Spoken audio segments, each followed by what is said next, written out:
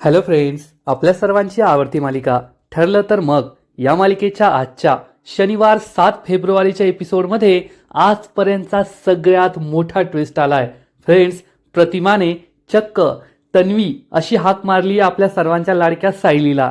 आणि आपल्या सर्वांना माहिती आहे की सायली हीच खरी तन्वी आहे.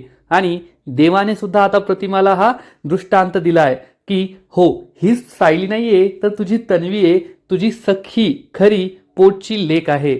आणि हे ऐकून सायलीला सुद्धा खूप आनंद झाला, घरातील सगळ्यांनाच आनंद झाला. आणि प्रतिमा सायली या दोघींच्या डोळ्यात सुद्धा पाणी आलं. आणि फ्रेंड्स, आता तो दिवस दूर नाहीये जेव्हा खरंच सायली हीच खरी तन्वी आहे ही गोष्ट सर्वांना कळेल आणि मालिकेमधला सगळ्यात मोठा ट्विस्ट येईल. तर तुम्हाला सुद्धा जाणून घ्यायचं आहे ना की हे सगळं घडलं तरी कसं, त्यासाठी हा व्हिडिओ शेवटपर्यंत नक्की पहा. फ्रेंड्स, आजच्या एपिसोडच्या सुरुवातीलाच रविराज, सुमन, सायली आणि अर्जुन नागराजच्या केसबद्दल बोलत असतात. रविराज सांगतो नागराजला आपण जामीन मिळू दिला नाहीये, परंतु नागराज विरुद्धची जी केस आहे ना ती अजूनही एवढी स्ट्रॉंग नाहीये, सगळ्यांना काळजी वाटत असते. सुमन म्हणते पण भाऊजी, मी तयार आहे ना साक्ष द्यायला, माझ्या साक्षीचा काहीच फरक पडणार नाही का? रविराज सांगतो सुमन, तुझी साक्ष खूप महत्वाची आहे, पण आपल्याकडे जो नागराजचा कबुली जबाबीचा व्हिडिओ होता तो व्हिडिओ खोटा आहे असं त्या भालेरावने सिद्ध केलंय. त्यामुळे आपल्याला कोणत्याही परिस्थितीत महिपतला बोलतं करावं लागणार आहे. या केसमध्ये महिपतचं स्टेटमेंट खूप महत्वाचं आहे. जर त्याने कबुली दिली ना तर नागराजला कायमचं तुरुंगात ठेवणं आपल्याला शक्य होईल. रविराज खूप इमोशनल होतो आणि सुमनची माफी मागतो. तो सुमनला म्हणतो सुमन, मला माफ कर, माझ्या नजरेसमोरच माझा भाऊ एवढा वाईट वागत होता, तुझा छळ करत होता, तरी सुद्धा मी एक भाऊ म्हणून कमी पडलोय, मी कधीही तुला त्याच्यापासून वाचू नाही शकलो. सुमनला खूप वाईट वाटतं आणि सुमन म्हणते रविराज भाऊजी, प्लीज असं बोलू नका, यात तुमची काहीच चूक नाहीये, कारण हे होते ना नेहमी तुम्ही समोर असताना माझ्याशी चांगलं वागायचे आणि तुमची पाठ होताच त्यांच्यामधला राक्षस बाहेर यायचा, त्यामुळे तुम्हाला त्यांचं खरं रूप कधी कळलंच नाही. रविराज सांगतो हो खरंय, मला नेहमी शंका यायची, हा नागराज काही कामधंदा तर करत नाही, मग याचं बाहेर येणं जाणं का सुरू आहे, याच्याकडे पैसा कोठून येतो. माझ्या मनात नेहमी शंका तर होती, पण मी त्याकडे दुर्लक्ष केलं. मी जर वेळीच लक्ष दिलं असतं तर कमीत कमी त्याने तुझ्यावर हात उचलला नसता, तुझ्याबरोबर घरगुती हिंसा तरी केली नसती, तेवढं मी थांबवू शकलो असतो. सुमन म्हणते मग भाऊजी, यात माझी सुद्धा चूक आहे ना, मी सुद्धा तुम्हाला सांगू शकले असते हे माझ्याशी कसं वागताय. खरं सांगायचं तर मी अनेकदा प्रयत्न केले त्यांचं खरं रूप तुम्हाला सांगण्याचा, परंतु माझी कधी हिंमतच झाली नाही आणि त्यामुळे मी कधी तुम्हाला सांगूच शकले नाही. सायलीने मला जेव्हा हिंमत दिली ना तेव्हा मी त्यांचं सत्य तुम्हाला सांगितलं, सगळ्या घरातील लोकांना सांगितलं. हे ऐकून सायलीलाही बरं वाटतं. तर दुसरीकडे प्रिया चक्क साक्षीला भेटायला येते आणि विचारते काय ग साक्षी, मला का भेटायला बोलवलंय. साक्षी तिला सगळं सांगणार की मला सायलीने कॅफेमध्ये पाहिलंय. तेव्हा तिला आठवतं की जेव्हा ती महिपतला जेलमध्ये भेटायला गेली होती, महिपतने तिला समजावून सांगितलं होतं की कोणावरही विश्वास ठेवायचा नाही आणि त्या प्रियावर तर नाहीच नाही, ती एक नंबरची विश्वासघातकी आहे. त्यामुळे साक्षी विचार करते या प्रियाला सगळं सांगू की नाही. तर प्रिया तिला विचारते ए साक्षी, काय झालं, तुम्हाला इथे भेटायला काय बोलवलंय, काही झालंय का. साक्षी सांगते हो, खूप महत्वाची गोष्ट घडली आहे, मला सायलीने पाहिलंय. हे ऐकून प्रियाच्या पायाखालची जमीनच सरकते. प्रिया विचारते तुला सायलीने पाहिलं, पण कोठे. साक्षी सांगते आज मी एका कॅफेमध्ये गेले होते आणि तेथेच तिने मला पाहिलंय. प्रियाला खूप राग येतो आणि ती चिडून म्हणते एक नंबरची मूर्ख आहेस तू, तुला काय वाटतं तुझा हा जो सो कॉल्ड चेंज आहे, तुझे केस चेंज केले, साडी नेसायला लागली, याच्यावरून तू काय अनोळखी झालीस की काय, या तुझ्या चेहऱ्याचं काय, चेहरा तर तो सेमच आहे ना साक्षी शिखरेचा, तुला कुणीही पाहिलं तरी लगेच ओळखेल की साक्षी शिखरे, महिपत शिखरेची मुलगी, आणि त्यातल्या त्यात तुला या पनवेलमध्येच राहायचंय, दुसरीकडे कुठे जायचं नाहीये. ठीक आहे बाई, या पनवेलमध्येच राहा, पण कमीत कमी घरात तर राहा, अशी चार चौघांमध्ये बाहेर फिरू तर नको. फ्रेंड्स, खरंच या मालिकेत जर सगळ्यात जास्त हुशार कुणी असेल तर ती प्रिया आहे. प्रिया ही खरंच हुशार आहे. तिला समजतं की साक्षीचा हा जो मेकओव्हर आहे तो काही फायद्याचा नाहीये आणि तिने पनवेलमध्ये राहायला नको. पण हीच गोष्ट महिपत, साक्षी, अर्जुन, सायली या कोणालाही कळत नाही, जे सगळं प्रियाला कळतं. आणि प्रिया ही तिला समजावून सांगते, तू कशाला बाहेर आली होतीस. साक्षी म्हणते, अजून कन्फर्म नाहीये की मला सायलीने ओळखलं की नाही, कारण तिने मला पाहिलं आणि लगेच मी चेहऱ्याला मास्क लावला. कदाचित तिने मला ओळखलं सुद्धा नसेल आणि आता तुला हे शोधून काढायचंय. तू तिच्याकडे बारीक लक्ष ठेव आणि ती माझ्याबद्दल काही बोलते की काय हे मला सांग. प्रिया खूप चिडते आणि म्हणते, हो झालंच, माझा जन्मच बारीक लक्ष ठेवण्यासाठी झालाय. याच्याकडे बारीक लक्ष ठेव, त्याच्याकडे बारीक लक्ष ठेव, मला तसं दुसरं कोणतं कामच नाहीये ना, हे काम सोडून. साक्षी म्हणते, अगं बाई एवढंच काम कर फक्त. तर प्रिया म्हणते, ठीक आहे मी ते काम करते, पण मला तुला एक विचारायचंय. तू इतक्या दिवस महिपत सरांना शोधत होती, पण आता ते तुरुंगात आहे हे तुला कळल्यावर तू त्यांना भेटायला गेली होतीस का. साक्षीला वाटतं ही नक्कीच माझ्याकडून काहीतरी माहिती काढून घेण्याचा प्रयत्न करते. त्यामुळे साक्षी प्रियाला खोटं सांगते, नाही नाही मी नव्हते गेले. मी कशी जाणार, मी तेथे गेले तर सगळे मला ओळखतील ना, म्हणून मी नव्हते गेले. प्रिया म्हणते, ठीक आहे, मला त्याचीच भीती वाटत होती की तू इमोशनल होऊन त्यांना भेटायला जाशील आणि मग आपलं बिंग फुटेल आणि या दोघीही एकमेकांपासून खऱ्या गोष्टी लपवतात. इकडे अर्जुन हा सकाळी झोपेतून उठतो आणि डोळे उघडतात त्याला सायली त्याच्या बाजूला झोपलेली दिसते. अर्जुनला आश्चर्य वाटतं आणि तो म्हणतो, अरे वा, पहाटे पहाटे उठणारी माझी बायको आज मी उठल्यानंतर सुद्धा झोपलेलीच आहे आणि खरंच ही झोपताना किती क्यूट दिसते, किती छान दिसते. असं म्हणून अर्जुन हा सायलीकडे एकटक पाहतच राहतो. तेवढ्यात सायलीचे सुद्धा डोळे उघडतात आणि सायली तिला सुद्धा आश्चर्य वाटतं की अर्जुन माझ्या आधी उठलाय आणि ती विचारते, अहो तुम्ही माझ्या आधी पहाटे कसं काय उठलात. तर अर्जुन म्हणतो, मी नाही पहाटे उठलोय, तू उशिरा उठलीये माझ्या वेळेमध्ये. सायलीला जबर धक्काच बसतो. सायली लगेच खाडकन उठते, मोबाईल पाहते आणि म्हणते, अरे देवा, मला एवढा उशीर झालाय, नाहीतर एवढ्या वेळात मी आवरून अंगणाची साफसफाई करून रांगोळी काढून स्वयंपाकाची नाश्त्याची तयारी करत असते, मला जावं लागेल. पण अर्जुन तिला थांबवतो आणि म्हणतो, थांब ना बायको, एक दिवस उशीर झाल्याने काही फरक पडत नाही. सायली म्हणते, अहो मला नाश्ता बनवायचा आहे. अर्जुन म्हणतो, आई आणि विमल आहेत त्या बनवतील, एका दिवसाने काही फरक पडत नाही. अर्जुनवर सायली खूप चिडते आणि म्हणते, हे सगळं तुमच्यामुळे झालंय, तुमच्यामुळे मला उठायला उशीर झालाय, तुमच्यामुळे मला रात्रीचं जागरण होतं. तर अर्जुन म्हणतो, अरे वा, हे तर म्हणजे चोराच्या उलट्या बोंबा, कारण रात्री तुझाच मूड एवढा छान असतो ना की मला जागरण करावंच लागतं. आणि हे ऐकून सायली खूप चिडते आणि म्हणते, काही बोलू नका, जाऊ द्या मला आता. पण अर्जुन तिचा हात पकडतो आणि म्हणतो, थांब ना, नको जाऊ. फ्रेंड्स, हा सीन खरंच खूप भारी आहे, खूप रोमॅन्टिक आहे. दोघे खूप छान बोलताय. सायली म्हणते, तुम्ही आता मला सोडा, नाहीतर मी चिडेन बरं का. आणि अर्जुन खूप छान, खूप क्यूट असं एक्सप्रेशन देतो की त्याला वाईट वाटलंय आणि तो रुसलाय. त्यामुळे सायली ही हसते. अर्जुन तिचा हात सोडून देतो. सायली जाऊ लागते. तर अर्जुन तिला थांबवतो, तिच्या जवळ येतो आणि म्हणतो, चिडण्याचा ना एक बेसिक रूल असतो, चिडताना ना इतकं गोड हसायचं नसतं. सायली आणखीन गोड स्माइल करते आणि अर्जुनच्या पोटामध्ये आपल्या कोपराने मारते आणि तेथून निघून जाते. अर्जुन हसू लागतो. फ्रेंड्स, खरंच हा सीन खूप क्यूट आहे, खूप भारी आहे. आणि मग सायली किचनमध्ये येते. कल्पना आणि विमल नाश्त्याची तयारी करत असतात. सायली त्यांना सॉरी म्हणते, मला उठायला उशीर झाला. तर कल्पना म्हणते, एवढा काही उशीर झाला नाहीये, आणि ती कामाला लागते. विमल विचारते, ताई थालीपीठ बनवायचं का. सायली हो म्हणते आणि तयारी सुरू करते. तेवढ्यात प्रिया तेथे येते आणि आजूबाजूला पाहते. आता प्रियाला संपूर्ण प्रॉपर्टी मिळवायची आहे आणि सगळ्यांसमोर आदर्श सून बनून दाखवायचंय. पण सगळ्यांना माहिती आहे की ही प्रियाची नाटकं सुरू आहेत. प्रिया किचनमध्ये येते आणि कल्पनाला म्हणते, आई आजचा नाश्ता मी बनवू का, काय बनवायचं, पोहे उपमा सांगा, मी लगेच बनवते. पण प्रिया आता उपमा पोहे बनवणार, नाश्ता बनवणार म्हणून सगळे चांगलेच घाबरतात.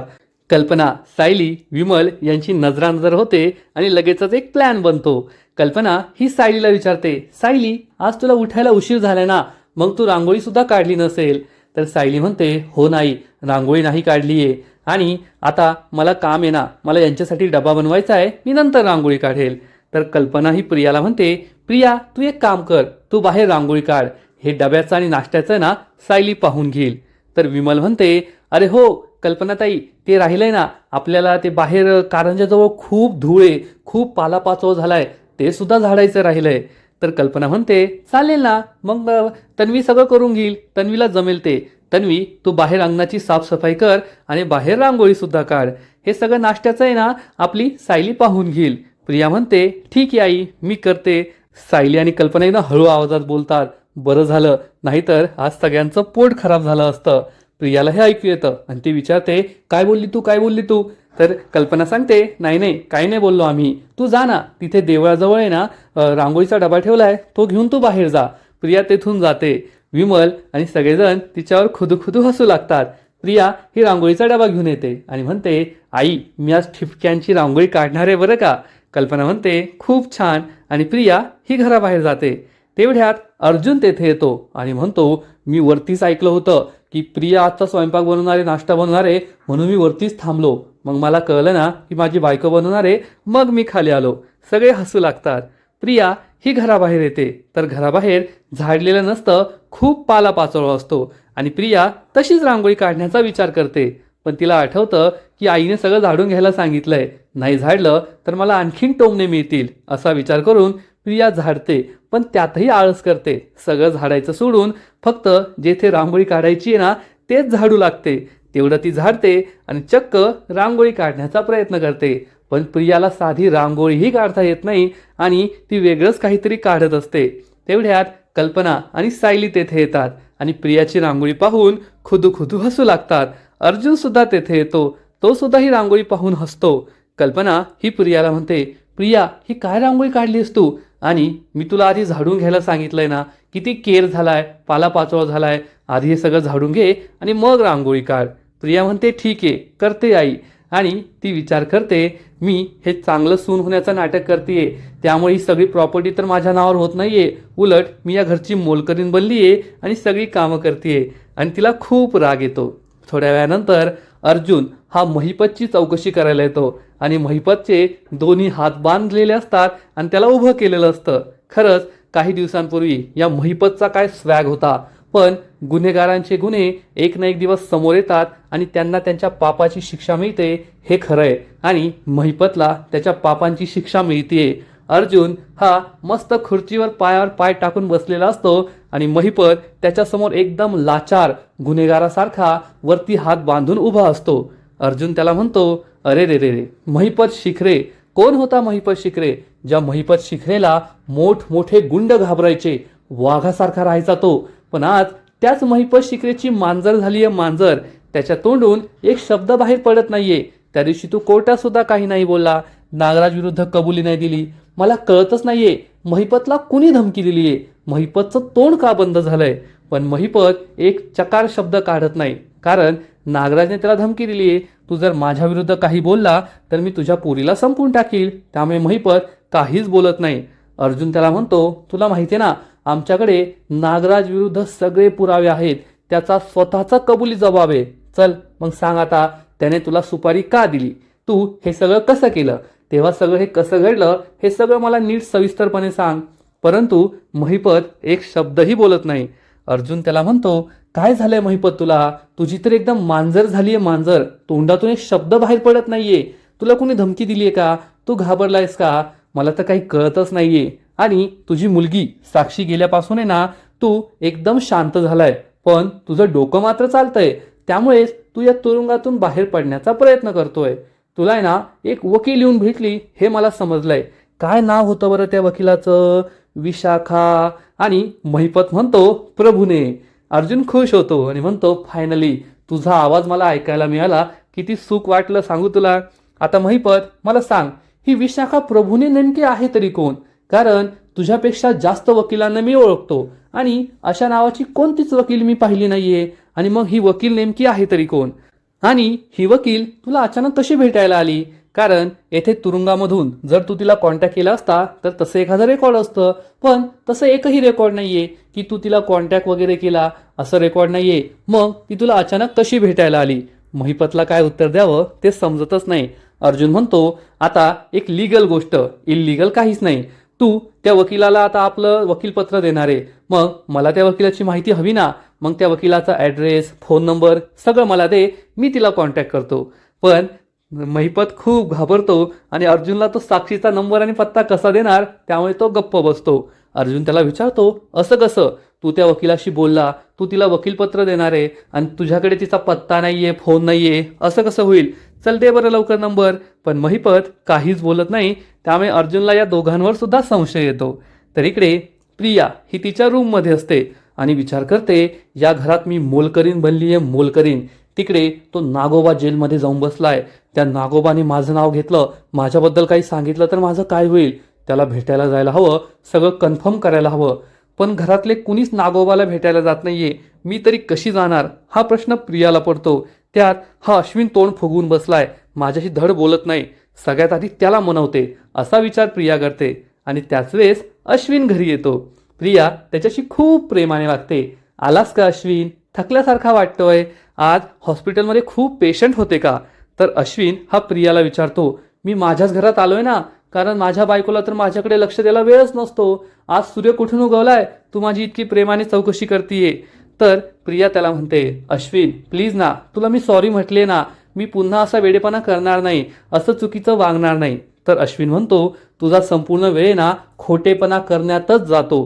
प्रिया त्याची विनवणी करते, प्लीज मला माफ कर, मी असा खोटेपणा परत करणार नाही, मी असं वागणार नाही, मला माफ कर. आणि ती त्याच्या जवळ येण्याचा प्रयत्न करते, परंतु अश्विन तिला दूर लोटतो आणि तेथून निघून जातो. त्यामुळे प्रिया खूप चिडते. याच्यामध्ये सुद्धा ना त्या सुभेदारांचा लवचिकपणा आहे, पण आज ना उद्या मी त्याला घोळात घेतेच, असा विचार प्रिया करते. इकडे नाश्त्याच्या टेबलवर सगळे बसलेले असतात, मस्त नाश्ता करत असतात. तेव्हा प्रियाने कशी रांगोळी काढली याबद्दलच सगळ्यांची चेष्टा मस्करी सुरू असते, गप्पा गोष्टी सुरू असतात.